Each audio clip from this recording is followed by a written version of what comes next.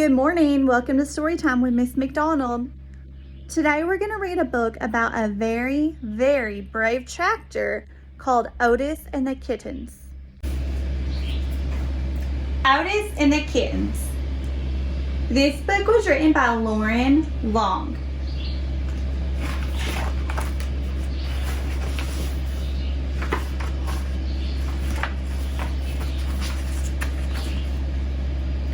It was hot and dry on the farm where the friendly little tractor named Otis lived. Otis couldn't remember the last time it had rained. Farmers all over the valley grew more anxious by the day. Water was in short supply, the ground was hard, and the corn stalks were half as tall as they should have been. Otis spent his afternoons out in the sweltering fields with the farmhands baling straw.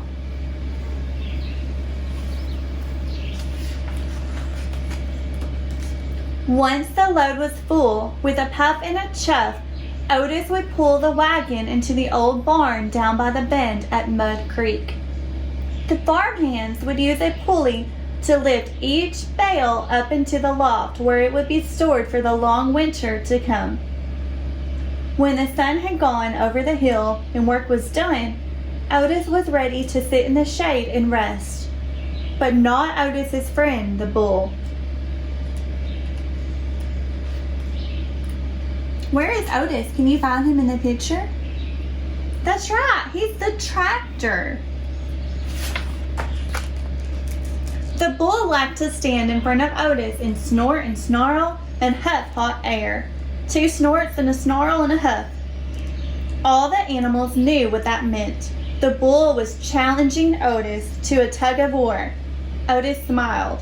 His friends were always eager to play, even after a long day of work. One duck wound the end of a rope around the bull's horns. Another duck looped the other end around Otis's steering wheel. The animals then took sides, grabbing on any way that they could. Everyone pulled and tugged with all of their might. Eventually, Otis would ease up a little. He didn't care much about winning. He just liked having fun with his friends.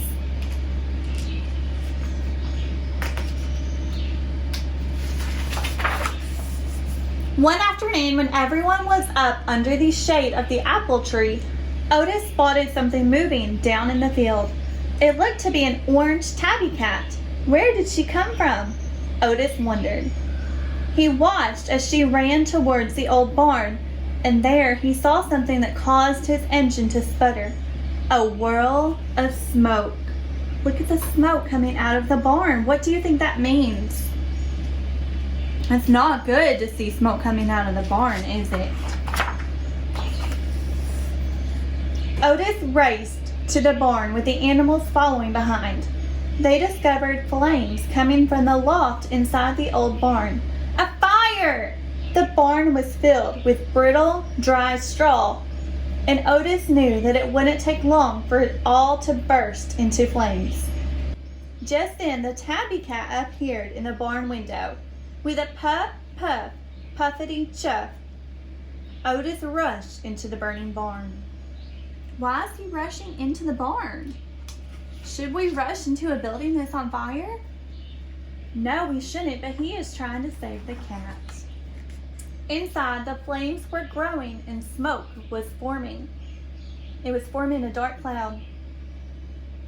The cat was pacing back and forth high above on a rafter. Otis chuffed for her to jump down, but the cat wouldn't budge. Instead, she stared down at Otis and belted out the loudest meow that Otis had ever heard. What was she trying to tell him? Suddenly, Otis heard a tiny meow from the hayloft, and then another tiny meow, and another, and another, and another, and another. At once, 5 furry little heads popped up and stared down at him. Kittens! As flames blazed overhead, Otis stood on hind wheels and stretched to the edge of the loft. To a chorus of tiny meows, one by one, the kittens hopped down. The farm animals cheered as Otis emerged from the burning barn with kittens all over him.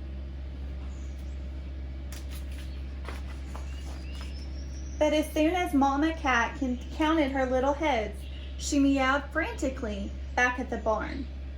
This time, Otis had no doubt what she was saying. How many more were still in there? He wondered. By then, the top of the barn was engulfed in flames, sending large plumes of smoke into the sky. Otis was afraid, but he gunned his engine, screeched his tires, and dashed back into the burning barn. Inside, the heat was growing worse and it was hard to breathe. Otis revved his engine and one last little head popped up, trembling from fear. Otis puffed a gentle chuff and the kitten climbed down on top of him, hopped to his seat, leapt to the floor, and scampered out of the barn to safety.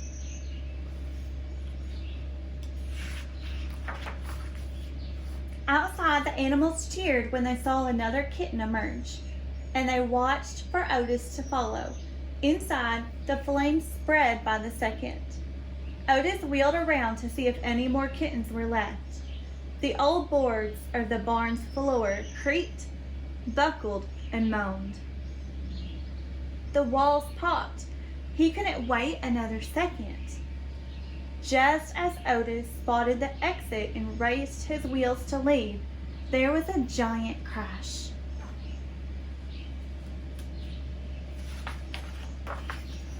The floor collapsed and Otis plunged to the darkness below. If he plunged to the darkness below, what does that mean? That's right, it would mean that he fell down below. Outside, the animals held their breath, waiting for their friend to emerge. Inside, Otis couldn't move. He had fallen into the cluttered lower level of the old barn, and he was covered in dust, debris, and broken planks, or broken boards. Stuck in a hole with the fire raging above, Otis could hardly puff a breath. Then he heard the siren of Fire Chief Douglas in the fire engine. The farmer pulled up and Otis heard him rounding up the animals. Help had arrived. He knew that he'd be fine until he heard Fire Chief Douglas holler. Sorry, farmer. The creek's gone dry in the drought and the water supply's too low to save this old barn. As long as everyone's safe, we'll have to let her burn. Underneath the pile of broken boards and dust, Otis couldn't see a thing or move a gasket. His heart sank deep inside his engine.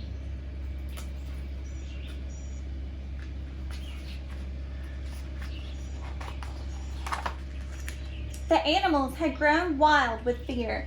The farmer counted them one by one. They were all safe and sound. He couldn't figure out why they were acting so crazy. Why are they going crazy? That's right, he's not there, is he? Suddenly, the little calf bolted for the barn door. Her friends followed right behind.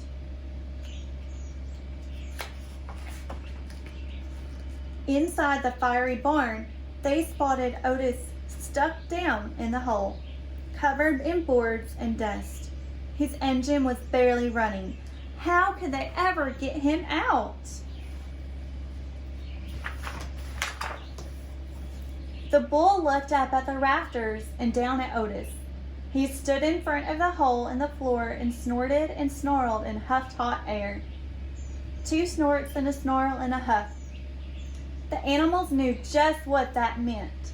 One duck grabbed the pulley rope and wound it around the bull's horns. Another duck flew into the hole and hooked it to Otis's steering wheel. The bull snorted and tugged and snarled and pulled, but Otis didn't budge. The bull was pulling as hard as he could, but he wasn't strong enough to get Otis out. The horse and the cow grabbed the rope behind the bull, and together they snorted and tugged and neighed and mooed and pulled and Otis teetered ever so slightly. The little calf jumped in and tugged and bawled and pulled, and Otis raised a little bit more. The puppy grabbed the rope behind the little calf, and with it a fierce arf, tugged and pulled and growled as Otis inched upward. And then came a piercing meow and the sound of Fire Chief Douglas shouting, "Holy moly! It's Otis in there! Hold on tight, everyone! I'm here to help!"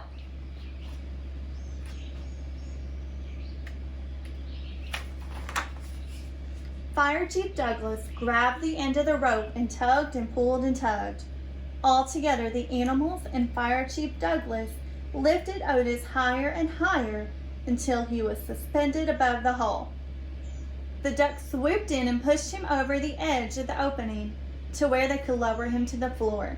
Together, everyone pulled the dust and ash-covered tractor out from the burning fire just as parts of the barn began to fall.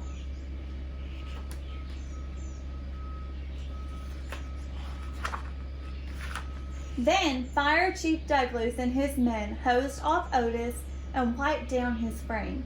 The cool water revived Otis, and everyone cheered when they heard a faint puff, puffety chuff. It was music to their ears. The kittens jumped up on top of Otis and crawled all over him. Fire Chief Douglas laughed and said, "Farmer, what say we adopt these kittens and their mama? They'd make a mighty fine addition to our firehouse family." Otis puffed a happy chuff. He couldn't think of a better home for his new friends. The end.